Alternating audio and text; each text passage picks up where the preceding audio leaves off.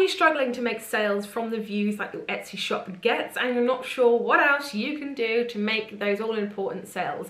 This video is for you. Hi everyone, welcome back to my channel. Today we're going to be talking about if you have Etsy views or visitors but you're not getting the sales and what you can do to make sure that doesn't happen anymore. Hi, my name is Steph and I'm from handmadebosses.com. I've been selling full-time on Etsy since 2016. I quit my horrible full-time job to do this and I'm here to teach you how to do the same. Subscribe to my channel if you haven't already for more content like this coming your way, but let's get into it. So if you're getting people viewing your store, can we just take a moment to pat you on the back, because that is something that most shop owners won't even get as far as. So just make sure to give yourself a pat on the back. So another name for trying to increase your sales from the traffic that you already have. So you're not increasing your traffic at all, you're increasing the amount of sales that you make from that traffic, is called increasing your conversion rate. I'll show you a very quick graphic to show you what I mean. So you can see from this graphic that we have 100 visitors to your store. This is just an example. At a 2% conversion rate, 98 leave without making a purchase, but 2 make a purchase. Now, that's a conversion rate of 2%. Easy, right?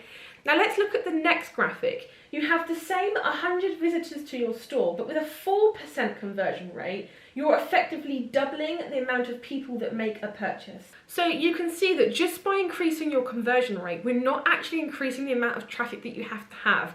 No SEO tweaks, nothing like that, no marketing involved. We are just increasing the amount of sales that you're getting from your existing store traffic. So how can we increase your conversion rate? Well, I'm about to show you my best tips as to how we can do this.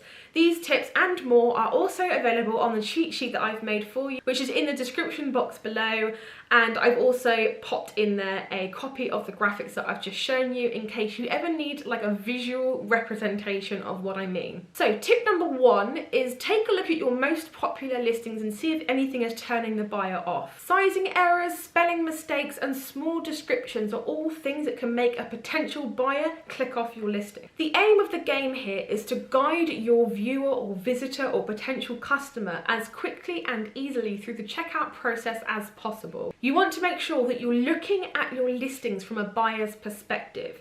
Does that drop-down variation box actually make sense? Now, I've fallen victim to this before where it made sense to me, but someone looking to buy my product was thinking, I don't really know what that means, I'm not really sure.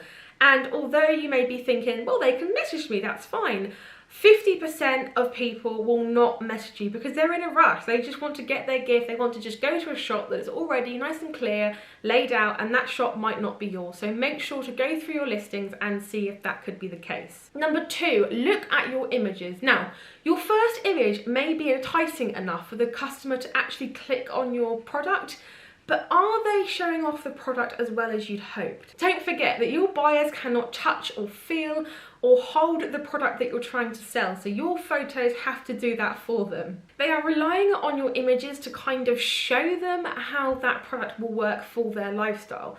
So a good way to combat this is to include some lifestyle shots or modelled shots of your item so that the customer can imagine what the product would be like in their lives, on themselves, or in their home. Number 3, you're not highlighting the benefits of the product enough. Your product should be solving a need or a pain point for the customer, and that needs to be highlighted in the form of benefits and pros and things like that on your description. Show your customer how your product can solve a customer's pain point by using easy bullets in your description. So it's really easy for them just to scan through and see how it will work for them and their pain point. Number 4, frequently asked questions aren't being answered. Now, I know a lot of you out there are still saying, but they can message me. Why don't they message me? And half of them will, but half of them won't. So you need to make sure that your frequently asked questions are being answered in the listing. What I like to do is whenever a customer messages me about a particular product, I make sure to go to that product after I've answered them and make sure to edit the description to add that particular question into the description box. So if you get a specific question that's been asked over and over again, such as, can you make this in a shorter chain? Can you make this bigger? Can you make it in a different color? Anything like that, make sure to try and preemptively strike and answer these in the description. That will mean an increased conversion rate for you.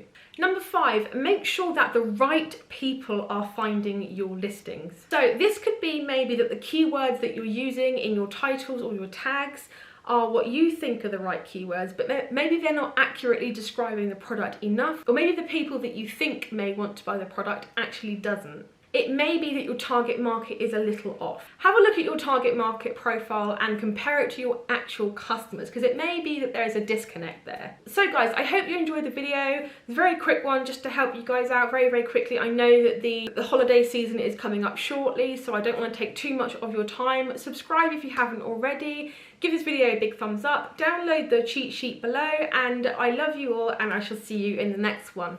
Bye!